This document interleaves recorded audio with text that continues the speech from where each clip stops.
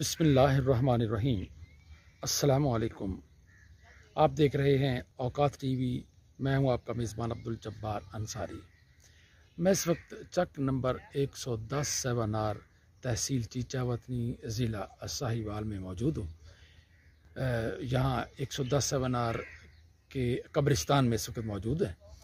तो मेरे साथ यहाँ इस गांव की एक तारीख़ी शख्सियत, जानी पहचानी शख्सियत राना गज़नफ़र मेरे साथ मौजूद हैं। आइए उनसे गुफ्तगू करते हैं। अस्सलामु अलैकुम वरहमतुल्लाहि वबरकातुहू। वालेकुम अस्सलाम वरहमतुल्लाहि वबरकातुहू। जी राना गज़नफ़र अली, कैसे हैं आप? हाँ बिल्कुल ठीक हूँ। खैरियत है? ठीक है।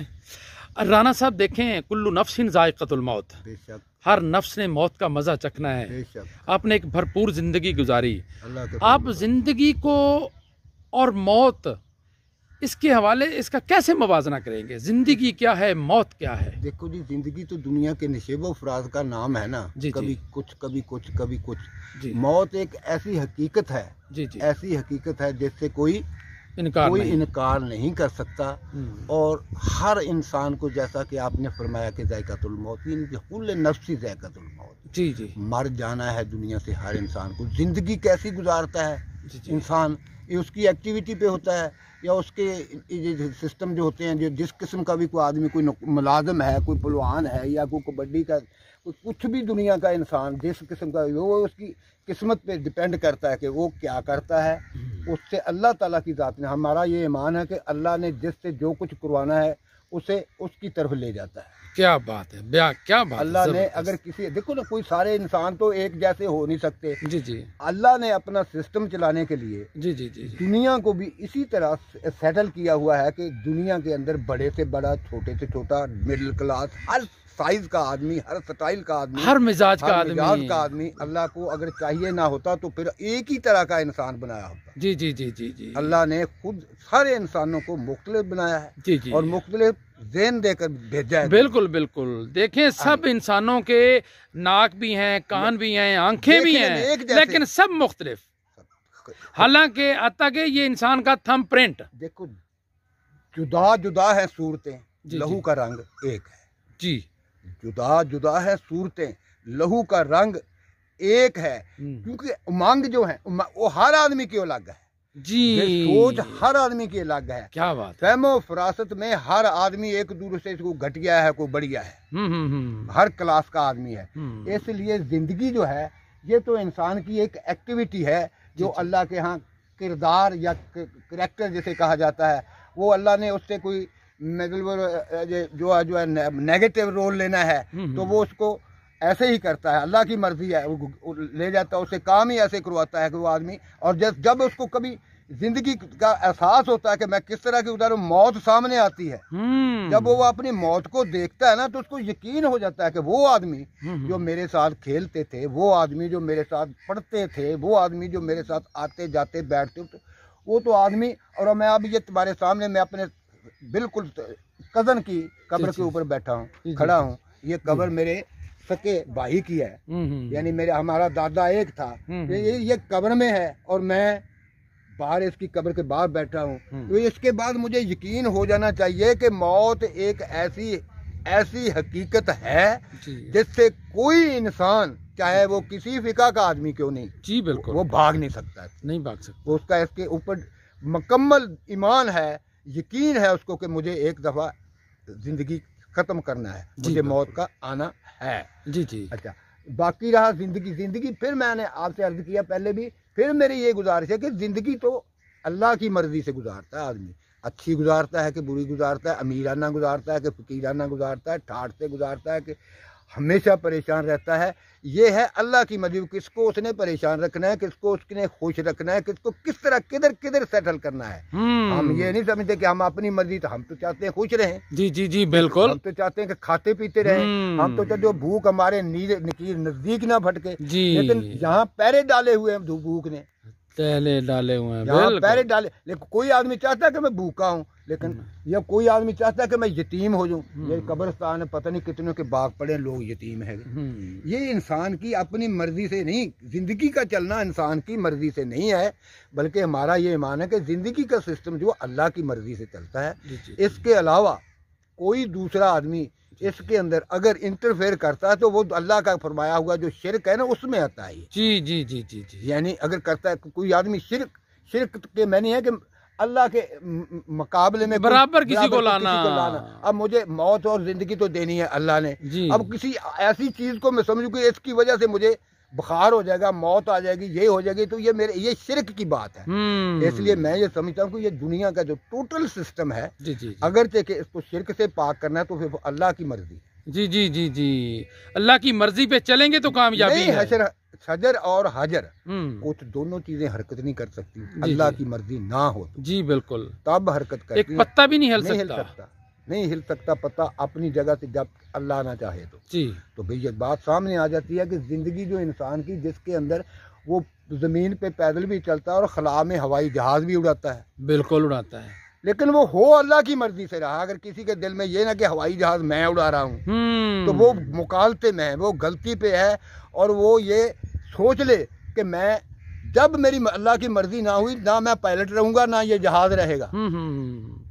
तो इसका मतलब मुझे और मेरे रब ने मेरे जहाज को दोनों को कंट्रोल में रखा है। ये उसकी मर्जी है, ये उसकी हिम्मत है, ये उसकी नवाजिश और उसकी मेहरबानी का नतीजा है कि मैं पायलट हूँ। मुझे वो बसीरत दी हुई है, वो मुझे अकल दी हुई है, बसीरत दी है, बसारत दी है, सब कुछ मुझे अकल दी हुई है। जी जी। वो मुझे एरोनॉटिकल बनाया है उसने, तो मैं बना हूँ, वरना मैं कुछ भी नहीं हूँ। चली जा रही है खुदा के सहारे, अल्लाह के सहारे गाड़ी जा रही है। स्टीयरिंग पे बैठा हुआ ड्राइवर इस बात की तस्दीक करे कि बेशक कि मैं बहुत अच्छा ड्राइवर हूँ, लेकिन इसके बावजूद भी जी जी जी गाड़ी मैं नहीं चला रहा, गाड़ी अल्लाह चला रहा। जी जी, हालांकि वो स्टीयरिंग पे बैठा है, कादिर है ना, इन्न अल्लाह अला कुल्ली शैइन कदीर। रब ने कहा कि मैं कुदरत रखता हूँ, कब्जे में है मेरे हर शय दुनिया की। जी। ना कोई दुनिया से बाहर है, जो दुनिया के अंदर है वो अल्लाह की कुदरत। दुनिया जहान की हर चीज खुदा के कब्जे के अंदर है।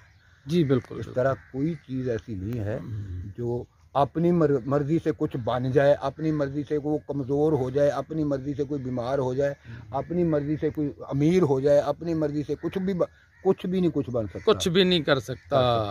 अल्लाह की मर्जी होगी तो वो बड़ा अमीर भी होगा, अल्लाह की मर्जी होगी तो वो फकीर भी होगा, अल्लाह की मर्जी होगी तो वो ज़हीर भी होगा, जी जी। अल्लाह की मर्जी हो तो वो सुल्तान भी होगा, फकीर भी होगा, भगवान भी होगा, सारे काम होंगे।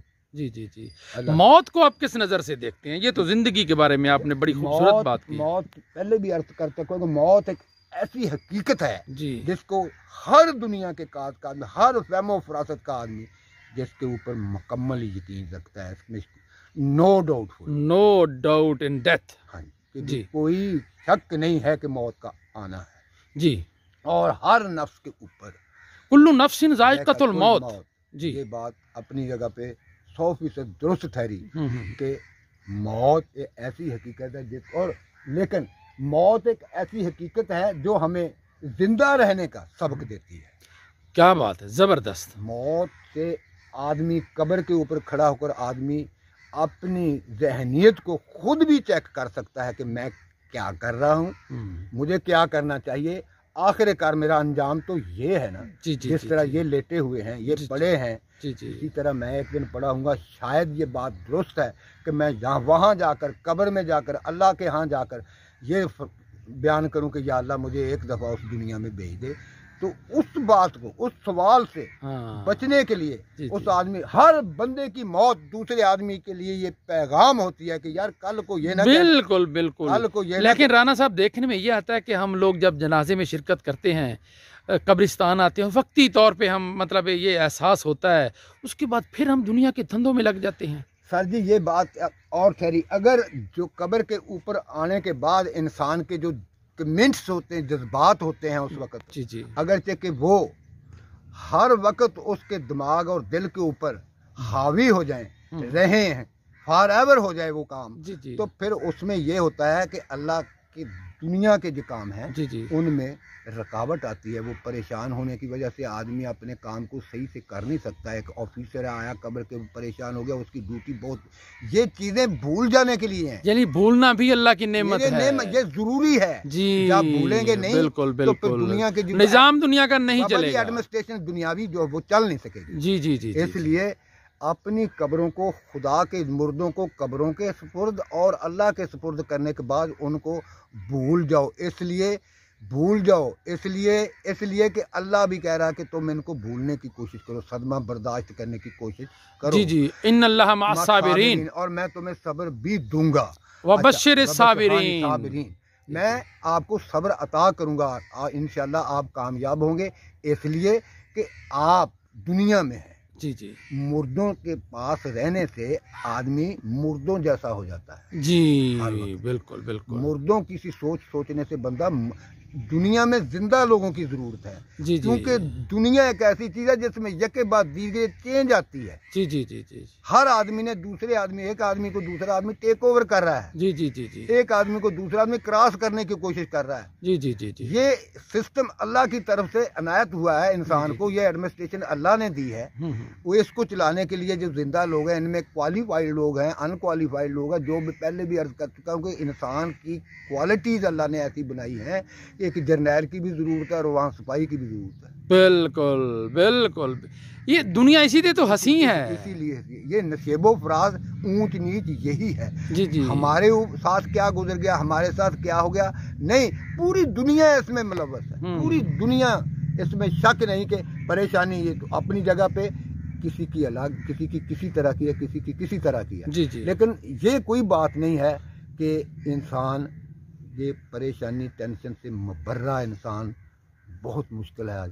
कोई आदमी हम रिकमेंड करें, देखो खुलिकल इंसान ज़ईफ़ा, इंसान कमजोर पैदा हुआ है और कमजोर ही रहता है, कमजोर ही और रहता है। कमजोरियों की वजह से मौत वाक़ई हो जाती है। जी जी जी, हजरात, आपने राना गज़नफ़र अली की खूबसूरत पुरमग़ज़ गुफ्तगू सुनी। इसके साथ ही अब्दुल जब्बार अंसारी और राना गज़नफ़र अली को चक नंबर 110 7 आरटी चावतनी से इजाज़त दीजिए। अल्लाह निगहबान।